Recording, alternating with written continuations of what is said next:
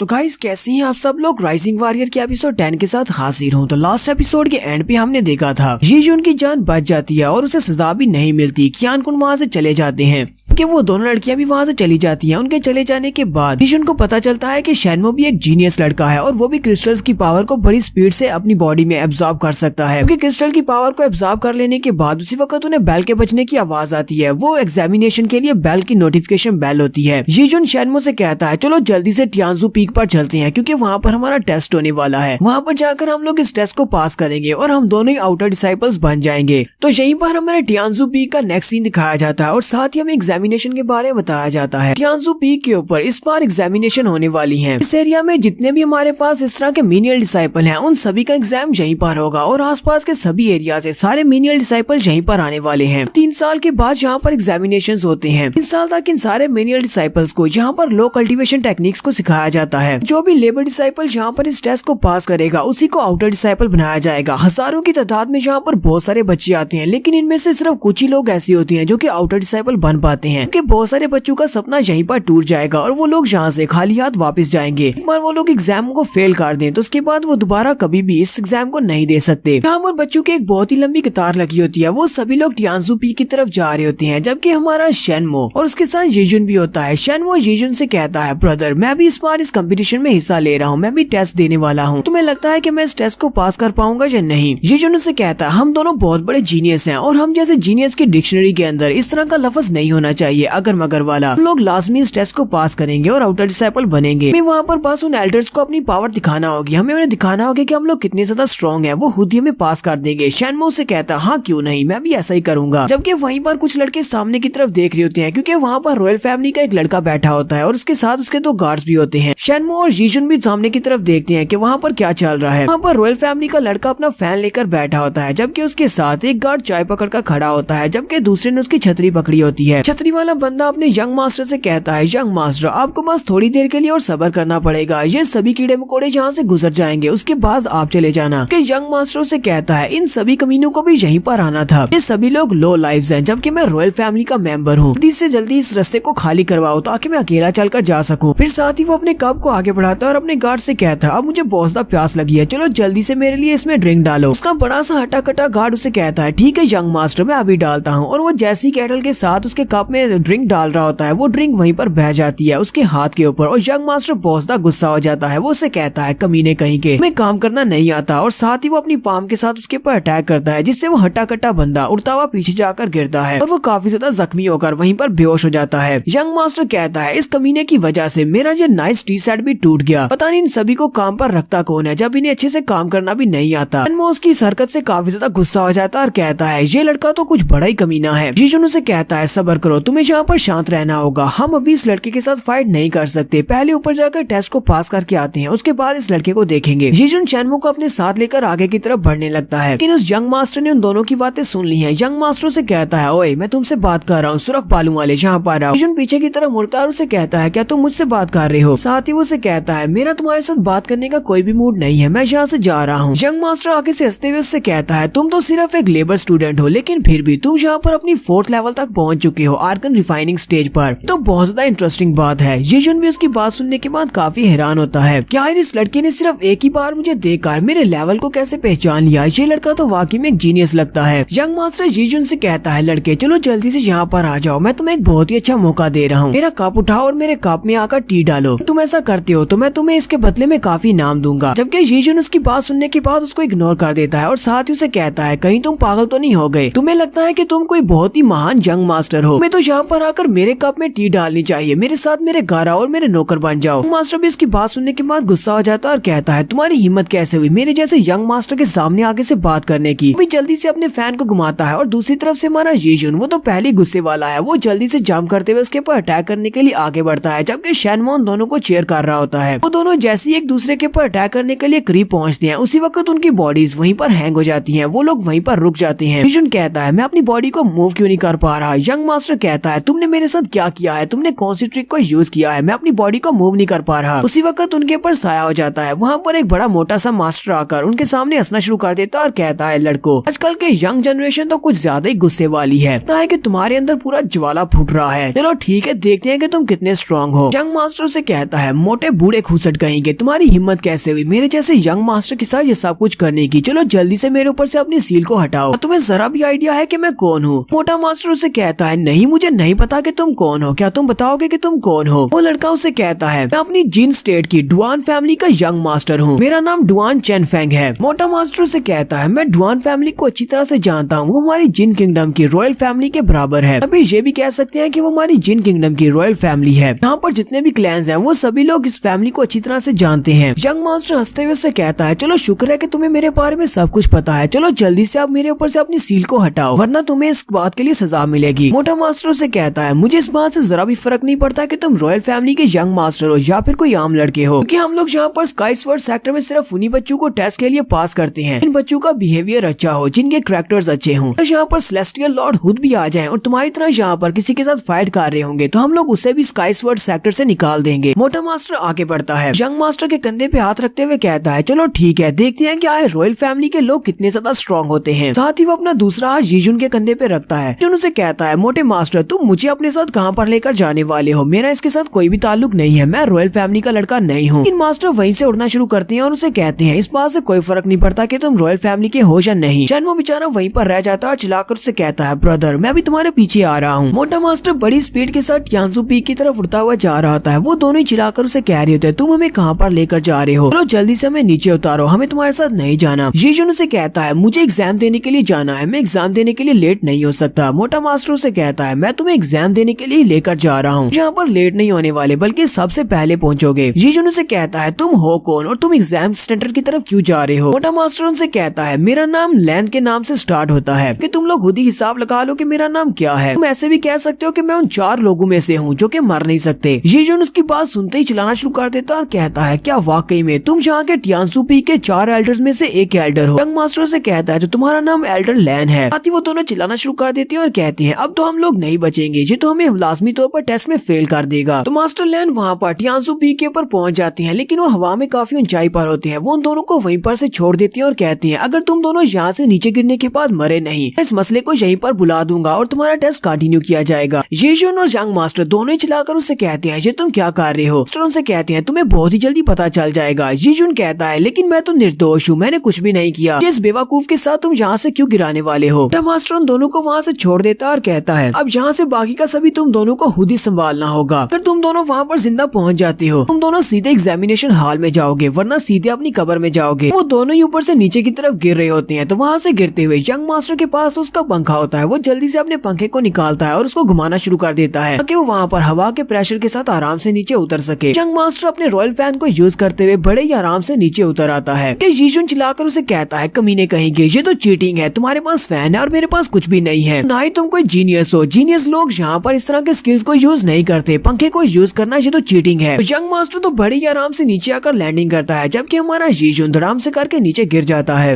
Young master से कहता है, तुम एक बेकार इंसान हो और तुम्हारे जैसे बेवकूफ को यहाँ पर मरना ही चाहिए। जबकि मोटा मास्टर खुद भी वहाँ पर नीचे उतर आता है और वहीं पर अंदर काफी सारे एल्डर्स भी बैठे होते हैं। वो एल्डर उसे कहते हैं, मास्टर लैन, इस बार ये तुम क्या कर रहे हो? लगता है कि इस बार भी तुमने अपनी नजर में कुछ डिसाइपल्स को रखा हुआ है, क्या तुमने यहाँ पर किसी शरारत करने वाले बच्चे को पकड़ा है? मास्टर लैन उनसे कहते हैं, नहीं ऐसा नहीं है, मैं तो बस इन दोनों बच्चों की एबिलिटीज को चेक कर रहा था, मुझे लगता है ये दोनों बच्चे स्पेशल हैं। एक एल्डर उसे कहते हैं, लेकिन तुमने तो इन दोनों को ऊपर से गिरा दिया, एक तो नीचे लैंड कर गया है जबकि दूसरा तो मर गया है, ने यहाँ पर एक बेचारे डिसाइपल को मार दिया। मास्टर लैन उनसे कहते हैं, ये लड़का, इसका नाम डॉन चेनफेंग है और ये रॉयल फैमिली का यंग मास्टर है और इसके स्किल्स काफी ज्यादा अच्छे हैं, मुझे तो पता था ये आसानी से लैंडिंग कर जाएगा। दूसरे एल्डर उसे कहते हैं, और उस दूसरे लड़के का क्या? वो सुरख बालों वाला बेवकूफ लड़का, मुझे लगता है कि ऊपर से गिर के मर गया है। मास्टर लैन उनसे कहते हैं, वो लड़का अपनी आर्कन रिफाइनिंग स्टेज पर है, अपने 4th लेवल पर, लेकिन वो सिर्फ एक लेबर डिसाइपल है। ये तो बहुत ही हैरानी की बात है और मुझे लगता है कि वो यहाँ पर मरा नहीं है। आगे के सारे एल्डर भी ये बात सुनने के बाद बहुत ज्यादा हैरान हो जाते हैं और कहते हैं, ऐसा कैसे हो सकता है? अगर वाकई में वो एक लेबर स्टूडेंट है तो फिर वो अपनी आर्गन डिफाइनिंग स्टेज पर कैसे पहुंच सकता है? मास्टर लैन हंसना शुरू कर देते हैं और कहते हैं, इसी वजह से तो मैंने कहा कि जो दोनों बच्चे काफी ज्यादा स्पेशल हैं। देखते हैं कि ये लड़का आगे इस टेस्ट को किस तरह पास करता है। चेनफेंग भी देखकर काफी ज्यादा हैरान होता है क्योंकि जीजुन वहाँ पर उठकर खड़ा हो जाता है। वो उसे कहता है, तो तुम ऊपर से गिरकर मरे नहीं। जीजुन उसे कहता है, तुम्हें किसने कह दिया कि मैं ऊपर से गिरकर मरने वाला हूँ? मेरी बॉडी आयरन की बनी हुई है, मैं चाहे कितनी ऊंचाई से क्यों न गिर जाऊँ, मैं नहीं मरूंगा। मैं एक ट्रू जीनियस हूँ, तुम्हारी तरह नहीं कि यहाँ पर पंखे को यूज करके नीचे उतर आऊँ।